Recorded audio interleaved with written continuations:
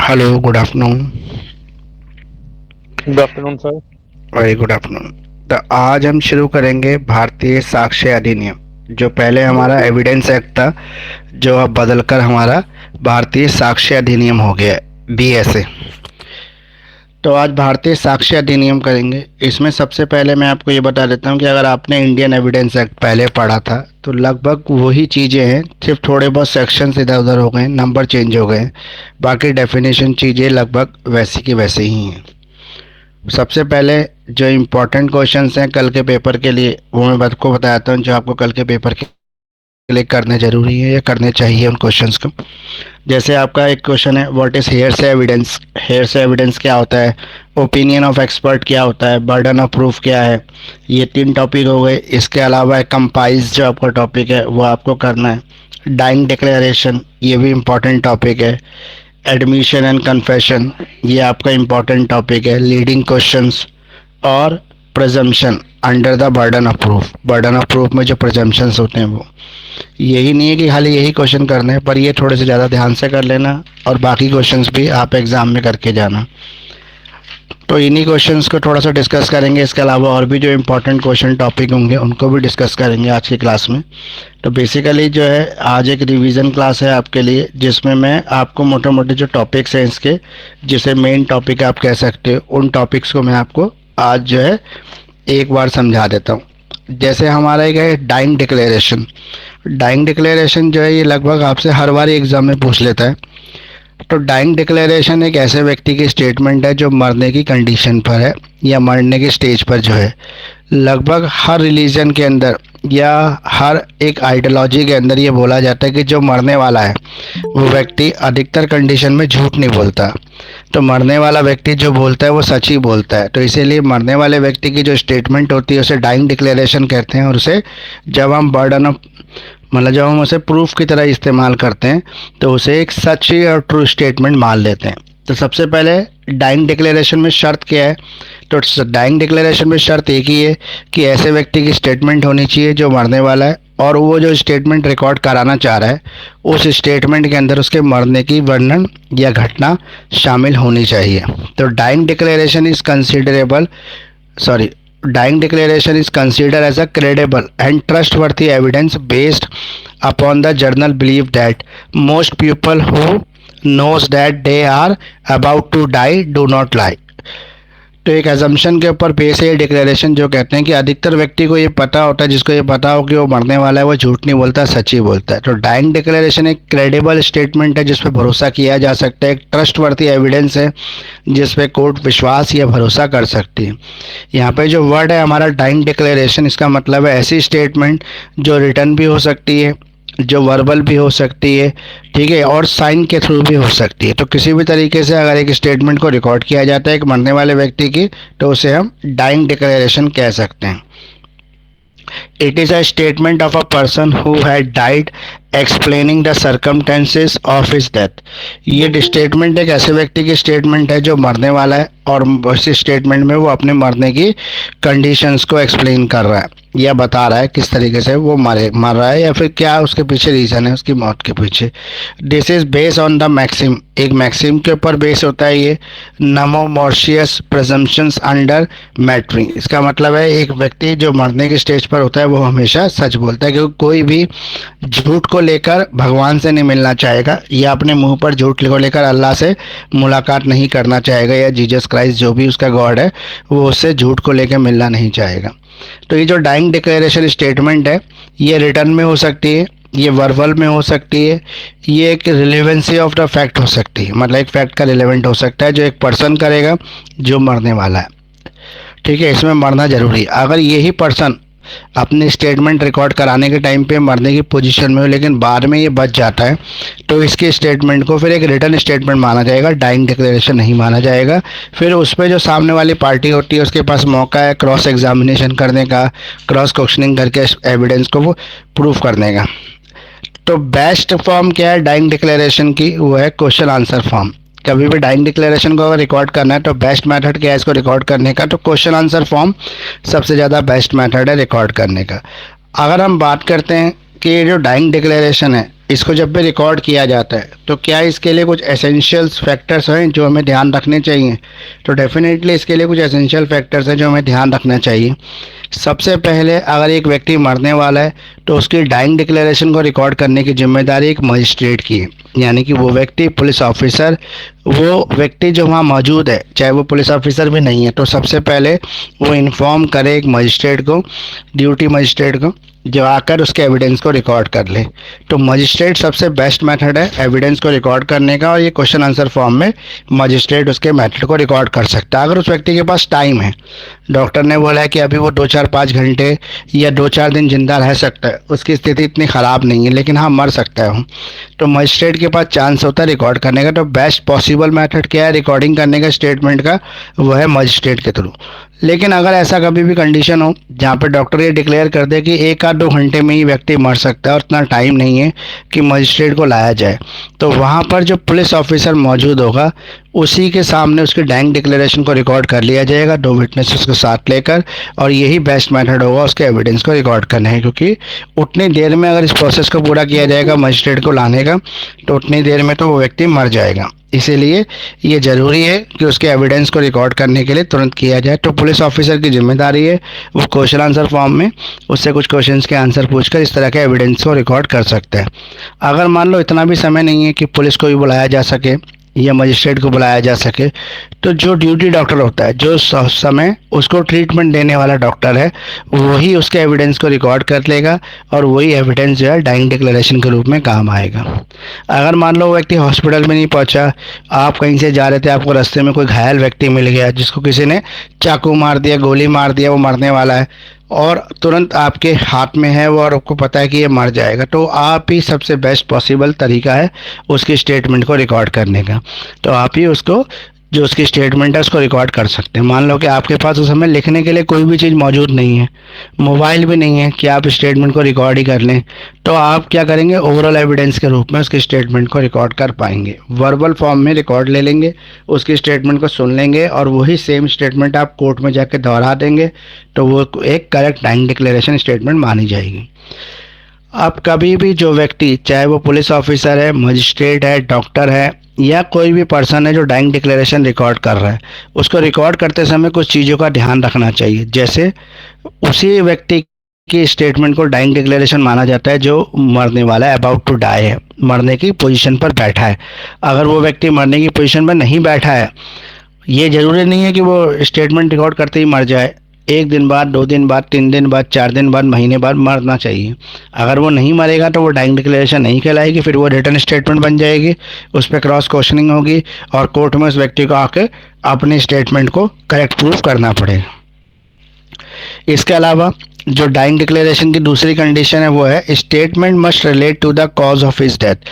जो भी स्टेटमेंट वो व्यक्ति रिकॉर्ड करा रहा है जिसमें उसे जिसके डाइंग डिक्लेरेशन कहा जा रहा है, उसमें उसके मरने की कंडीशंस या मरने का कारण आना ज़रूरी है, तभी उस डिक्लेरेशन को डाइंग डिक्लेरेशन कहेंगे या उसकी क्रेडिबिलिटी को सही मानेंगे। इसके अलावा कोई भी व्यक्ति जो इस तरह की डाइंग डिक्लेरेशन को रिकॉर्ड कर रहा है उसे कॉज ऑफ डेथ के ऊपर एक क्वेश्चन पूछना पड़ेगा। कॉज ऑफ डेथ मतलब आपकी मौत का कारण क्या, इस तरह का क्वेश्चन उसे पूछना पड़ेगा।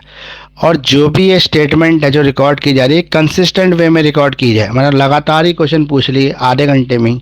ऐसा नहीं होगा कि 2 क्वेश्चन आज पूछ लिए, 2 क्वेश्चन कल पूछ लिए, 2 क्वेश्चन परसों पूछ लिए। इस तरह के स्टेटमेंट को डाइंग डिक्लेरेशन नहीं माना जाएगा। कंसिस्टेंट स्टेटमेंट को ही डाइंग डिक्लेरेशन माना जाता है।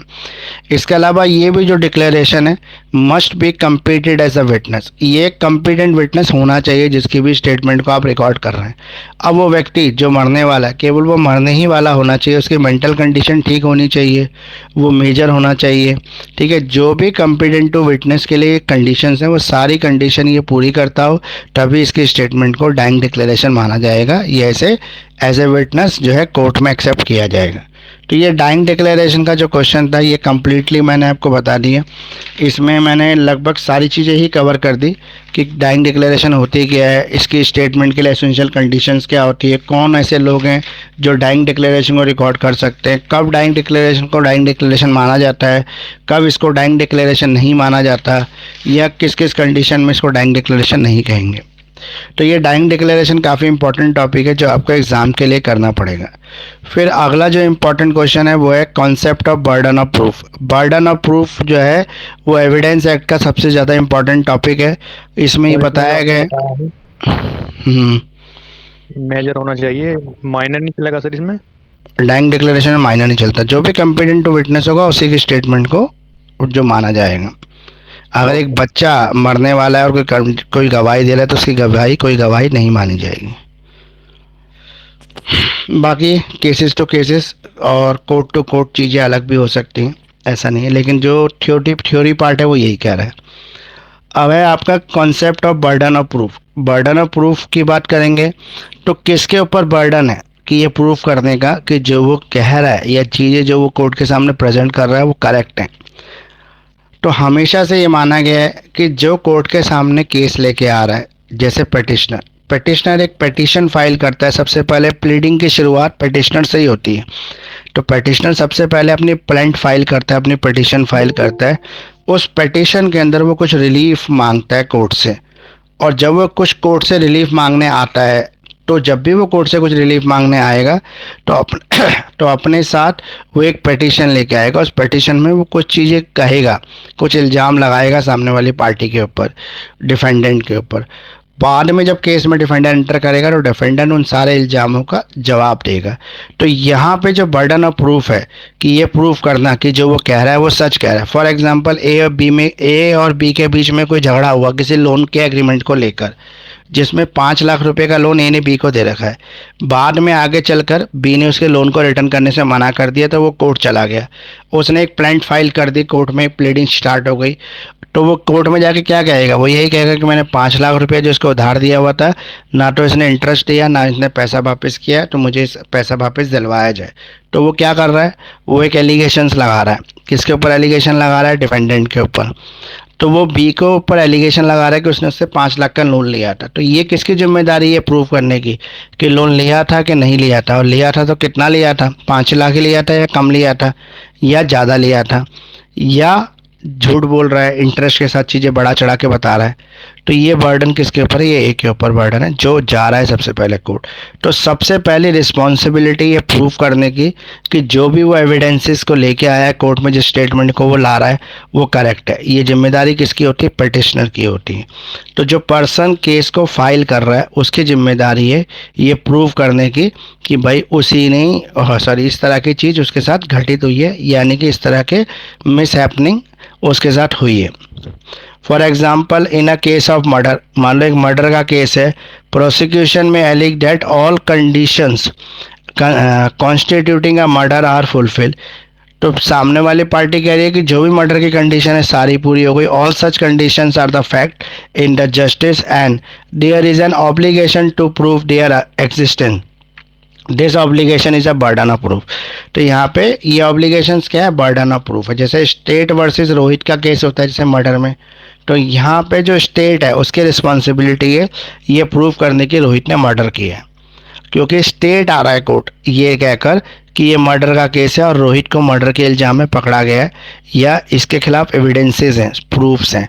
तो वो सारे एविडेंसेस जो होंगे, जैसे खून का वेपन, मर्डर का जो वेपन है वो, इसके अलावा सर्कमटेंशियल एविडेंस, कोई सीसीटीवी रिकॉर्डिंग, किसी तरह का और कोई चीज़ है जहाँ पे खून के दाग लगे हुए ऐसे कोई कपड़े, तो ये सारी चीज़ें प्रूव करने की जिम्मेदारी स्टेट की है, रोहित की नहीं है। क्यों, क्योंकि रोहित अपने आप को डिफेंड जरूर करेगा, वो बाद में क्रॉस काउंटर करेगा इन सभी एविडेंसेस को, लेकिन पहली जिम्मेदारी किसकी है, पहली जिम्मेदारी है स्टेट की, उसको प्रूव करना पड़ेगा। तो बर्डन ऑफ प्रूफ जो है किसी भी कंडीशन के अंदर वो किसके ऊपर होता है, वो फर्स्ट पार्टी के ऊपर होता है। जो पार्टी जो है किसी रिलीफ के चक्कर में कोर्ट आती है तो उसी पार्टी के ऊपर बर्डन ऑफ प्रूफ है। तो burden of proof her condition के अंदर फर्स्ट पार्टी के ऊपर होता है। सेकंड पार्टी जो डिफेंडेंट है उसके ऊपर क्या बर्डन है, उसके ऊपर सेकेंडरी बर्डन हो जाता है कि वो इसके जितने भी इल्ज़ाम जो एलिगेशंस उसके ऊपर लगाए गए हैं वो उस हर एलिगेशंस का जवाब दें। तो बर्डन ऑफ प्रूफ भी मैंने आपको पर्टिकुलर बता ही दिया कि बर्डन ऑफ प्रूफ क्या होता है। बर्डन ऑफ प्रूफ का मतलब है कि ये प्रूफ करना कि जो भी एलिगेशंस इल्ज़ाम आप कोर्ट में आके लगा रहे हैं वो करेक्ट हैं। It means that providing a fact and the fact that prove, सबसे पहले फैक्ट प्रोवाइड करना और उन फैक्ट्स को फिर प्रूव करना, ये जिम्मेदारी दोनों प्लेंटिफ की है। It refer the evidence presented in a legal case to support और establish the factum probandum which is main fact that needs to be proven. तो फैक्टम प्रोवेंडम का मतलब ये है कि जो फैक्ट आप प्रेजेंट कर रहे हैं, जो फैक्ट आप लेके आए हैं कोर्ट में अपने सपोर्ट में, उन फैक्ट्स को आपको खुद को ही प्रूव करना पड़ेगा। आपको उन सारे फैक्ट को ये प्रूव करना पड़ेगा कि जो आप कह रहे हैं वो सच कह रहे हैं और एज पर द लॉ वो करेक्ट है। अब ये तो बर्डन ऑफ प्रूफ हो गया। इसके अलावा कुछ प्रिजम्पशंस होती हैं। प्रिजम्पशंस की बात करें तो उस कंडीशन में ऐसा मान लिया जाता है कि जो हुआ उसका मेन कल्प्रिट ही है। फॉर एग्जांपल मान लो एक घर के अंदर एक बहू ने पेट्रोल डाल के आग लगा ली, तो इसके अंदर एक प्रिजम्पशन है कि जब भी कोई बहू इस तरह का कोई भी इंसिडेंट परफॉर्म करेगी जिसमें उसकी डेथ हो जाए, तो सबसे पहले उसके हस्बैंड और उसके जो इन लॉज होते हैं उनके ऊपर इल्ज़ाम आता है। फिर उनको प्रूव करना पड़ता है कि उन्होंने ऐसा नहीं किया है। तो इसे कहते हैं presumption of burden of proof. Presumption of burden of proof का मतलब है कि ये प्रिज्यूम कर लिया जाता है। जैसे अगर डाउरी डेथ का कोई भी केस है, दहेज के कारण कोई मौत का केस है, तो सबसे पहले हस्बैंड और उसके इन लॉज हैं उन्हें ही कल्प्रिट माना जाएगा। और इसके अलावा अगर हम दूसरी कंडीशन में प्रिजम्पशंस को देखें तो प्रिजम्पशन में प्रिजम्पशन ऑफ एग्जिस्टिंग फैक्ट भी हो सकता है। मतलब जहाँ पर ये माना जाता है कि भाई इस कंडीशन में तो इस तरह की चीज़ हो सकती है, तो उसे प्रिजम्पशन ऑफ एग्जिस्टिंग फैक्ट भी कह सकते हैं। तो प्रिजम्पशन का मतलब होता है, जैसे फॉर एग्जांपल अगर सुसाइड के केस की बात करें तो हमेशा से जो प्रोवोकर होता है, जो अबेटर होता है, जो अबेटमेंट करता है यानी कि सुसाइड करने के लिए प्रोवोकेशन देता है, तो वही पर्सन जो होता है वो इसका जो है दोषी, फर्स्ट जो है दोषी करार दिया जाता है। कोई भी अगर मैरिड वुमन सुसाइड करती है तो उसके सुसाइड में सबसे पहले उसके हस्बैंड और उसके हस्बैंड के जो रिलेटिव्स होते हैं उनको दोषी माना जाता है। अगर शादी को 7 साल ही हुए हैं, अभी 7 साल के अंदर अगर वुमन कमिट कर लेती है सुसाइड को, तो 7 साल में जो सारा का सारा बर्डन होता है वो इन्हीं का होता है। अगर कोई भी ऐसी हिस्ट्री है जहाँ पे क्रूएलिटी की कोई हिस्ट्री हो, हस्बैंड या हस्बैंड के जो इन लॉज हैं उनकी तरफ से कोई क्रूएलिटी परफॉर्म की जा रही है, तो भी शक जो है सीधा इन्हीं के ऊपर चला जाएगा।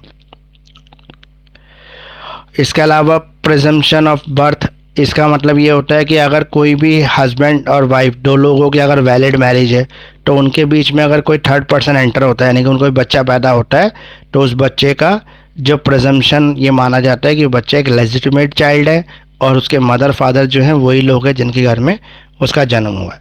तो यहाँ पर ये मान लिया जाता है in the fact that any person was born during the continuance of the valid marriage, कि किसी भी बच्चे का अगर जन्म होता है किसी भी कंटिन्यूंस ऑफ मैरिज के केसेस में, मतलब कई सालों से लगातार शादी चल रही है, फिर एक बच्चे का एंटर होता है उसमें, तो उसके जो मदर होती है या उसके जो फादर होते हैं वही हस्बैंड वाइफ को मान लिया जाता है। उसके लिए अलग से किसी तरह के किसी प्रूफ को देने की ज़रूरत नहीं होती, मतलब कोई डीएनए टेस्ट वगैरह कराने की ज़रूरत नहीं है, उसको उसका लेजिटिमेट सन मान लिया जाता है पुरुष का। Unless it can be shown that a parties of the marriage have no access to each other at any time when he could have been begotten।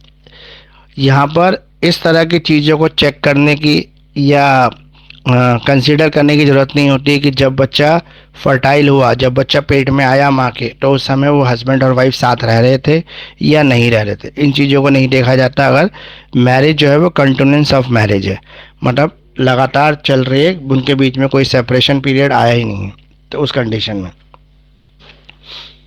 तो ये कुछ प्रिजम्पशंस हैं जो आपको करनी पड़ेंगी। इसमें सबसे ज़्यादा जो इम्पॉर्टेंट प्रिजम्पशन है वो प्रिजम्पशन ऑफ डाउरी डेथ है। जो दहेज के कारण जो डेथ होती है उसमें जब कोर्ट जो है सबसे पहले फर्स्ट एलिगेशन जो है वो हस्बैंड और उसके रिलेटिव्स यानी कि इन लॉज के ऊपर लगा देती है। इसके अलावा आपका लीडिंग क्वेश्चन क्या होते हैं, लीडिंग क्वेश्चन कब पूछना अलाउड है, लीडिंग क्वेश्चन कब नहीं पूछे जाते, ये क्वेश्चन भी एग्जाम के पॉइंट ऑफ व्यू से इम्पॉर्टेंट है। तो लीडिंग क्वेश्चन ऐसे क्वेश्चन होते हैं जो अपने आंसर को सेलेक्ट करते हैं। A leading question is a question that indicate to the witness the real and supposed fact within the examiner expect और desire to have confirm with the witness, जहाँ पे केवल ये क्वेश्चन इसलिए पूछे जाते हैं कि पूछने वाला इसका कंफर्मेशन चाह रहा है सामने वाली पार्टी से। तो leading question is one which either subject the answer, ऐसे क्वेश्चन जो आंसर को सजेक्ट कर रहे हैं या डिज़ायर कर रहे हैं आंसर के लिए। Assume the existence of disputed fact as the witness in the testify. जैसे फॉर एग्जांपल आपसे ये पूछे कि आप 5 साल से मिस्टर एक्स के पास नौकरी कर रहे थे तो आपको 2 लाख रुपए सैलरी मिल रही थी, ये करेक्ट है या गलत है? तो यहाँ पर आप 2 ही आंसर दे सकते हो, यस या नो। इसका मतलब वो आपको आंसर भी सजेक्ट कर रहा है कि आप जब एक्स के पास 2 साल से नौकरी कर रहे थे तो आपको सैलरी मिल रही थी 2 लाख रुपए, ये करेक्ट स्टेटमेंट है। तो आप क्या कहोगे इसके आंसर में? Yes is it a correct statement और no it is not a correct statement. तो ऐसे क्वेश्चंस को जो अपने आंसर को खुद ही सजेक्ट कर रहे हो उसे हम लीडिंग क्वेश्चंस के रूप में मान सकते हैं। तो any question suggested the answer which the person putting it wishes और expect to receive is called a leading question. ऐसा कोई भी क्वेश्चन जिसके आंसर को सामने वाली पार्टी अपने हिसाब से मॉडरेट मतलब अपने हिसाब से आंसर को डिसाइड कर रही है तो उसे लीडिंग क्वेश्चन बोला जा सकता है। तो leading question must not be objective और adverse and reality be asked the examination in chief and examination except in the permission of the court. इस तरह के जो क्वेश्चंस होते हैं वो एग्जामिनेशन चीफ या री एग्जामिनेशन में नहीं पूछे जाते क्योंकि इनको पूछने के लिए आपको कोर्ट की परमिशन की ज़रूरत होती है। तो लीडिंग क्वेश्चन क्रॉस एग्जामिनेशन के टाइम पे पूछे जाते हैं। तो court shall permit the leading question as the matter which are introductory undisputed और which have the opinion is already specifically proved.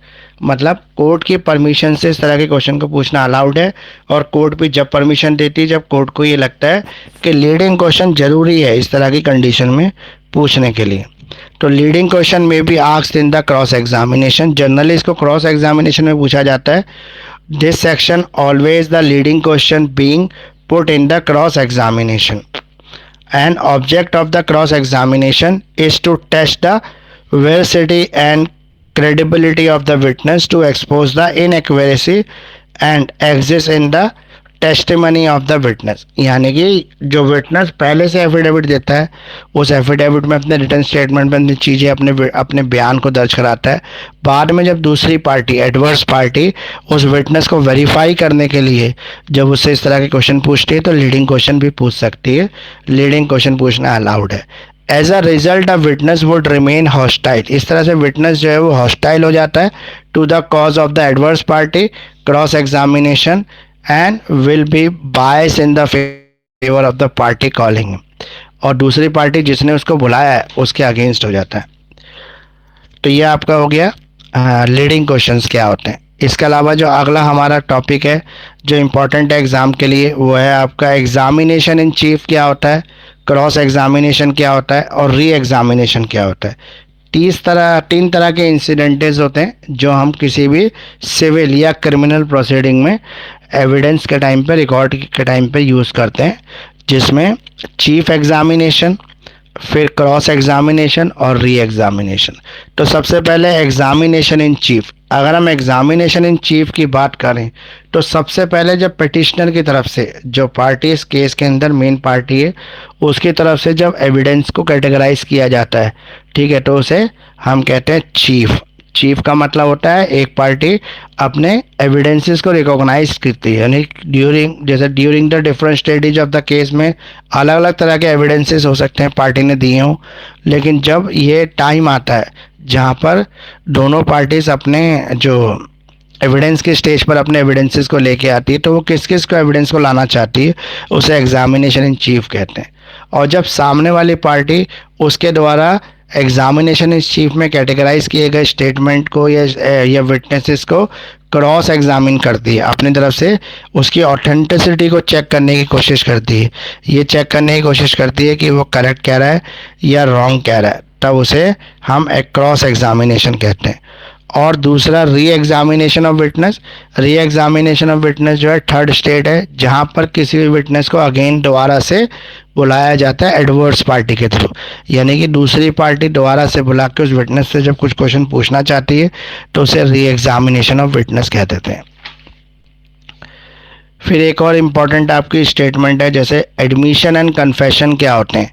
तो एडमिशन या हम कन्फेशन की बात करें तो जब किसी फैक्ट को हम एडमिट करते हैं सिविल केसेस के अंदर, तो सिविल केसेस के अंदर उसे एडमिशन कहते हैं, यानी कि किसी फैक्ट को ये मान लेना कि वो हमारी तरफ से करेक्ट है।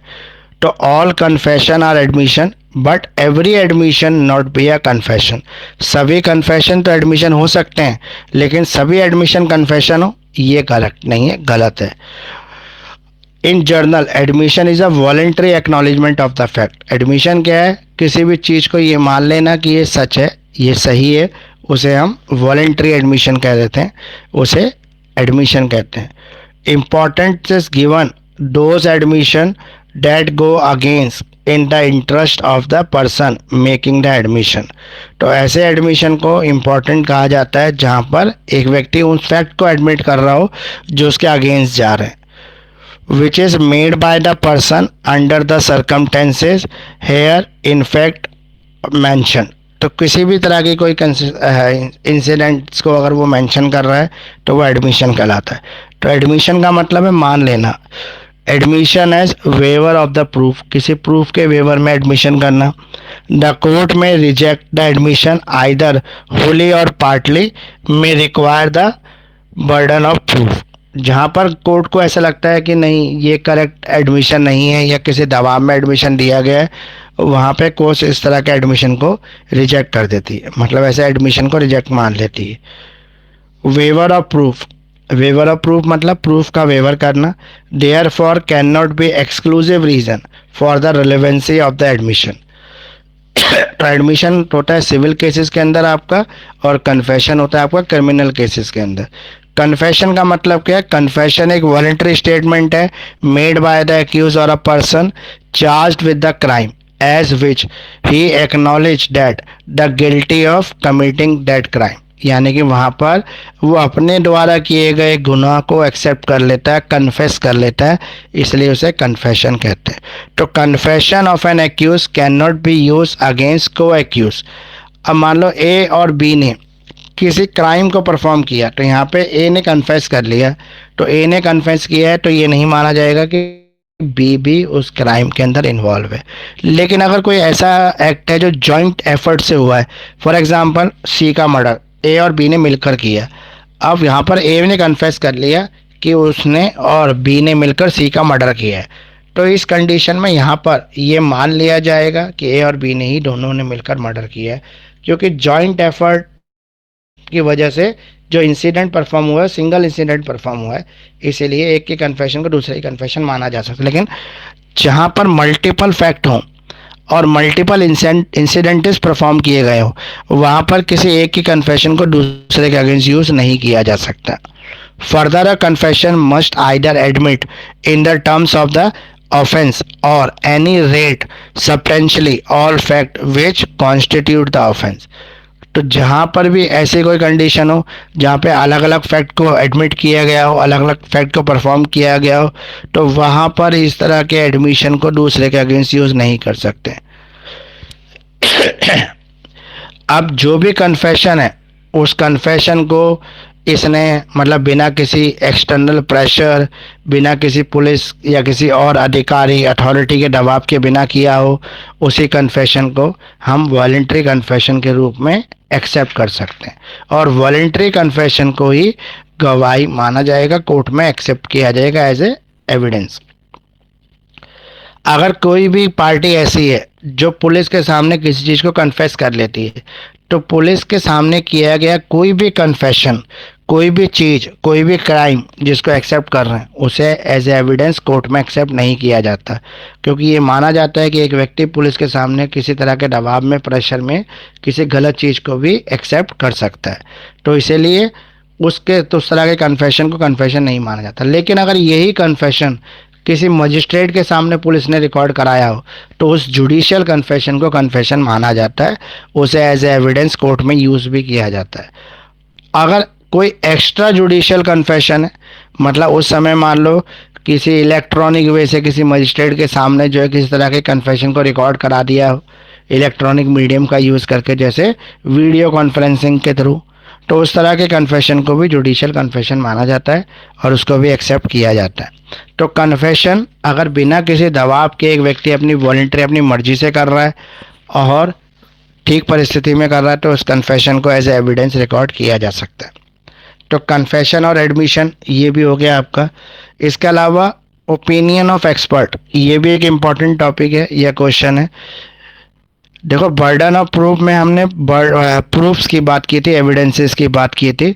उन सारे एविडेंस में अगर हम बात कर रहे थे तो हम हर एविडेंस को जब भी एज ए एविडेंस एक्सेप्ट कर रहे थे जब उसके पीछे हमें पास कोई रीज़न होना चाहिए था कि ये हकीकत में हुआ है। लेकिन कुछ चीज़ें ऐसी होती हैं जो उस केस से रिलेटेड जुड़ी हुई पार्टियां नहीं होती, लेकिन फिर भी उनके गवाही को as an opinion of expert जो है एक्सेप्ट किया जाता है। For example hand writing experts की गवाही।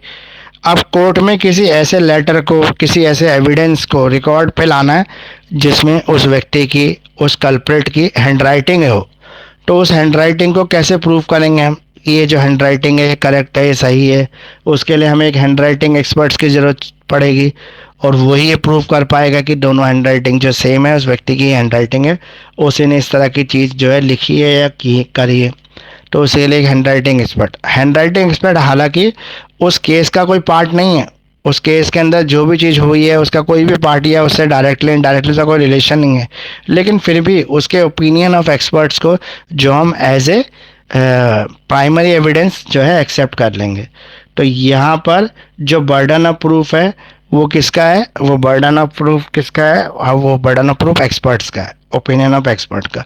जैसे फिंगरप्रिंट एक्सपर्ट, फॉरेंसिक एक्सपर्ट, इन तरह की चीज़ों को भी एज एविडेंस कोर्ट में एक्सेप्ट किया जाता है। तो expert is confined only to the 5 subject और फील्ड्स एज मेंशन। तो 5 सब्जेक्ट और फील्ड को जो है मेंशन किया गया है इसके अंदर, और उन्हीं सब्जेक्ट फील्ड के एक्सपर्ट की विटनेस को जो है रिकॉर्ड किया जाता है। तो expert witness is one who has devote the time and study to a special branch of learning and he is especially skilled on those point on which he is asked to state his opinion। तो ऐसा व्यक्ति ही कोई expert हम कह सकते हैं जिसने उस तरह की विशेष पढ़ाई की हो, उस तरह की विशेष नॉलेज हो उसके पास, और उस तरह की नॉलेज का यूज़ कर कर वो किसी चीज़ की जो है वो एक्सपर्ट कमेंट कर सकता है। अब कौन सी 5 फील्ड है जिसको माना गया है यहाँ पे ओपिनियन ऑफ एक्सपर्ट्स में?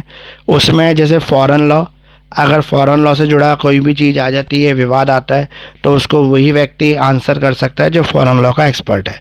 इसके अलावा साइंस में जैसे मेडिकल, बायोलॉजिकल, कोई भी चीज़ उसे साइंस की फील्ड से माना जाएगा। आर्ट, जहाँ पे किसी भी चीज़ की आर्ट कल्चर की बात करते हैं। हैंड राइटिंग एक्सपर्ट्स और फिंगरप्रिंट एक्सपर्ट या फिंगर इम्प्रेशन, इस तरह की जो 5 फील्ड है, इन्हीं व्यक्तियों को जो है as an opinion of expert जो है कोर्ट में एक्सपेक्ट किया जाता है, इनकी गवाही को स्वीकार किया जाता है। इसके अलावा अगर हम बात करते हैं तो साइंस की फील्ड में जैसे मेडिकल ऑफिसर हो सकता है, जैसे डॉक्टर कहते हैं। केमिकल एक्सपर्ट हो सकता है, ये भी साइंस की फील्ड का ही है, ठीक है। एक्सप्लोजिव एक्सपर्ट हो सकता है, बैलिस्टिक एक्सपर्ट हो सकता है, किसी बंदूक से गोली चली थी कि नहीं चली थी, इसको चेक करने के लिए बैलिस्टिक एक्सपर्ट की राय हम ले सकते हैं। फिर फिंगरप्रिंट एक्सपर्ट हो सकता है इसके अंदर। इस तरह के लोगों के गवाही को as an opinion of expert जो है वो शामिल किया जाता है। तो ये आपका ओपिनियन ऑफ एक्सपर्ट्स हो गया। इसमें जो है अलग सेक्शन के थ्रू आपको इसके अलग अलग पार्ट को कवर करना। अब अगर हम ओरल एविडेंसेस की बात करें तो ओरल एविडेंस जो है हमारा सेक्शन 54 के अंदर कवर्ड है, जहाँ पे एक व्यक्ति द्वारा दी गई गवाही को ओरली एक्सेप्ट किया जाता है कोर्ट के थ्रू। जर्नली हम ओरल एविडेंसेस को एक्सेप्ट नहीं करते हैं कोर्ट के अंदर, जनरली हम एविडेंस को रिटर्न फॉर्म में ही एक्सेप्ट करते हैं। तो oral evidence is given along with the definition of the term of the evidence section 2 of भारतीय साक्ष्य अधिनियम। एविडेंस के अंदर वो सभी स्टेटमेंट शामिल होती हैं जो रिलेटेड टू केस होती हैं या रिलेटेड टू केस पार्टीज होती हैं, या कोई भी ऐसा फैक्ट इंसिडेंट जो उस समय हुआ हो। तो the term oral signifies by the word of mouth, यानी कि ओरल का मतलब है मुंह से निकले हुए हर शब्द को ओरल एविडेंस के रूप में एक्सेप्ट किया जा सकता है। Who is enable to the speak, अगर ऐसा कोई भी व्यक्ति है जो बोल ही नहीं सकता, अनेबल टू स्पीक है, तो उसके द्वारा दी गई साइन लैंग्वेज के थ्रू जानकारी उसको भी ओरल एविडेंस के रूप में ही एक्सेप्ट किया जाता है कोर्ट में, मतलब वो भी ओरल एविडेंस ही है। All fact except the content of document में be proved by oral evidence, हर तरह के फैक्ट को जो है ओरल एविडेंस में एक्सेप्ट किया जा सकता है और ओरल एविडेंस के थ्रू प्रूव किया जा सकता है, केवल किसी बुक के कंटेंट को नहीं किया जा सकता। कोई डॉक्यूमेंट है जो रिटन भाषा में लिखा हुआ, जैसे कोई सेल डीड है, प्रॉपर्टी सेल डीड है, उसको रिटन लैंग्वेज में रिकॉर्ड किया हुआ है, तो उसको बोल बोल के अगर आप एज एन एविडेंस रिकॉर्ड कराना चाहो तो वो नहीं होगा। क्यों? क्योंकि रिटर्न डॉक्यूमेंट को केवल और केवल रिटर्न फॉर्म में ही एविडेंस के रूप में एक्सेप्ट किया जाता है। A witness who can not speak may communicate of the fact of science और साइन या किसी तरह की कोई राइटिंग स्किल के थ्रू वो अपने एविडेंसेस को रिकॉर्ड करा सकते हैं। ओरल एविडेंस में जिस चीज़ को माना जाता है एविडेंस, वो है कोई भी फैक्ट जिसको उसने देखा हो, could be seen, fact which could be heard, ऐसा कोई भी फैक्ट जिसको सुना हो, देखा हो, a fact which could be perceived fact, या फिर एक्सपर्ट के थ्रू जानकारी, इनको हम ओरल एविडेंसेस के थ्रू शामिल कर सकते हैं।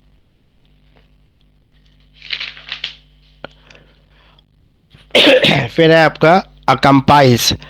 अकम्पाइल्स क्या है? Accomplice shall be competent witness against an accused person as a conviction is not illegal merely because it proceed upon the uncorroborated testimony of a accomplice। तो accomplice क्या है? एक पर्सन है जिसके सामने मतलब जिसको competent witness के रूप में शामिल किया जा सकता है। A person who take part in the commission of the particular crime with other people is known as accomplice। ऐसा व्यक्ति जिसने किसी भी दुर्घटना के, किसी भी क्राइम के होने में अपना इन्वॉल्वमेंट दिया हो, अपना एक्टिव पार्टिसिपेशन रखा हो, ऐसे व्यक्ति को accomplice के रूप में शामिल किया जा सकता है।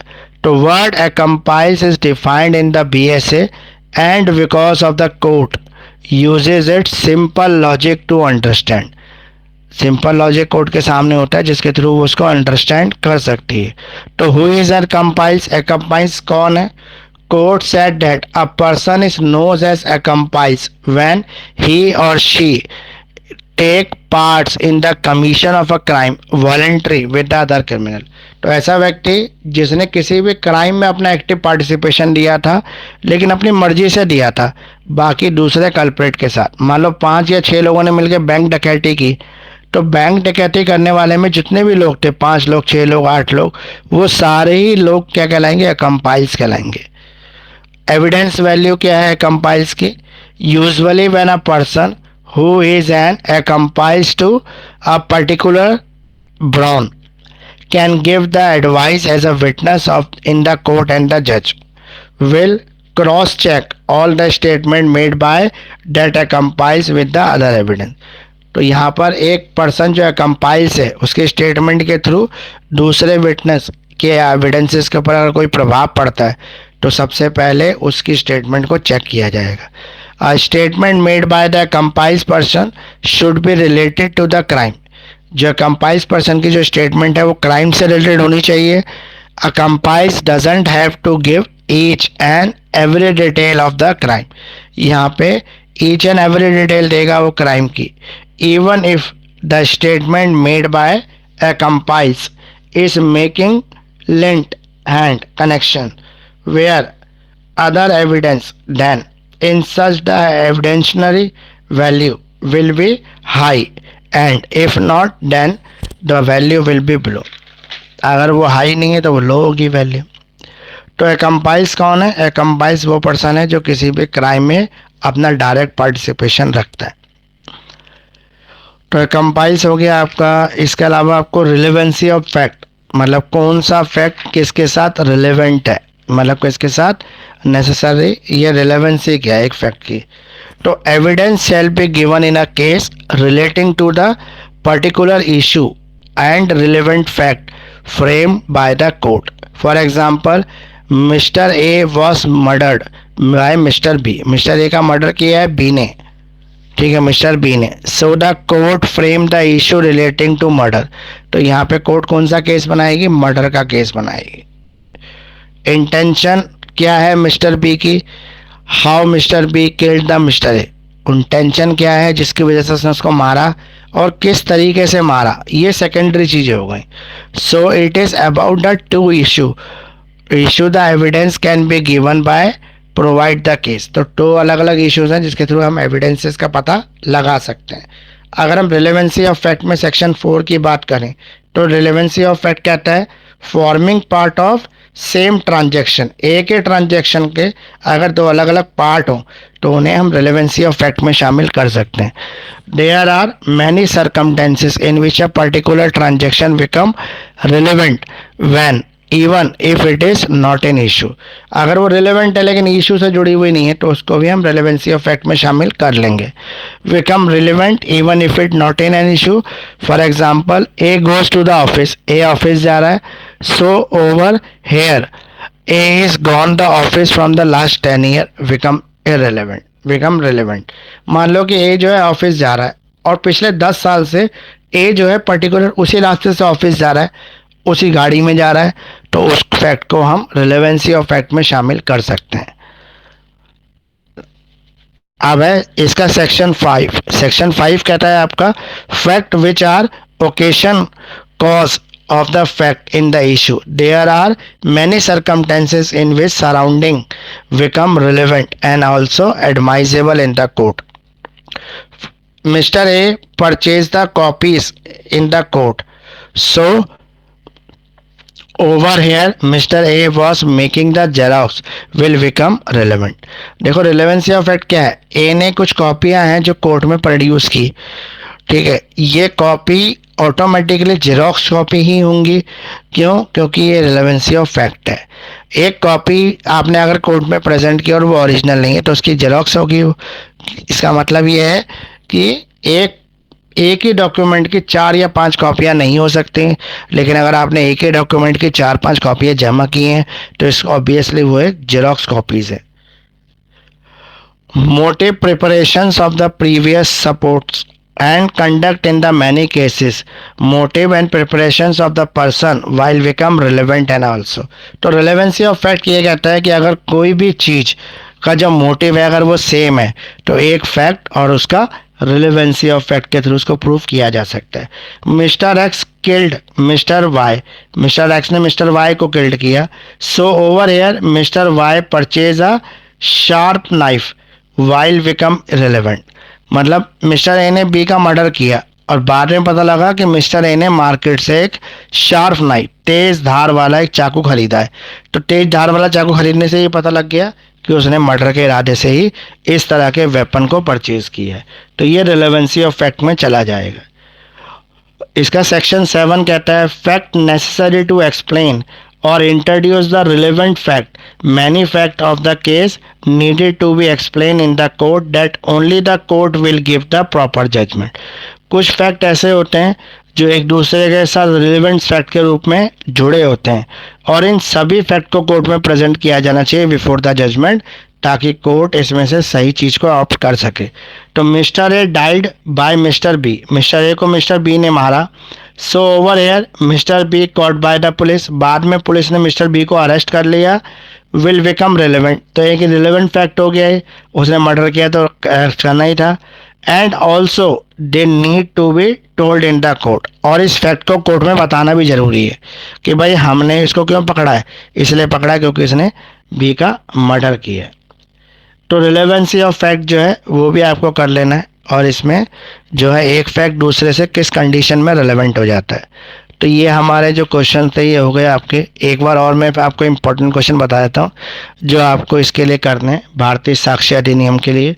जैसे व्हाट इज़ हेयर से एविडेंस. हेयर से एविडेंस क्या होते हैं और ओपिनियन ऑफ एक्सपर्ट्स ये क्या होता है. बर्डन ऑफ प्रूफ किस कंडीशन में कैसे प्रूफ किया जाता है. Who is अकम्पाइल्स. अकम्पाइल्स कौन है. डाइंग डिक्लेरेशन क्या होती है.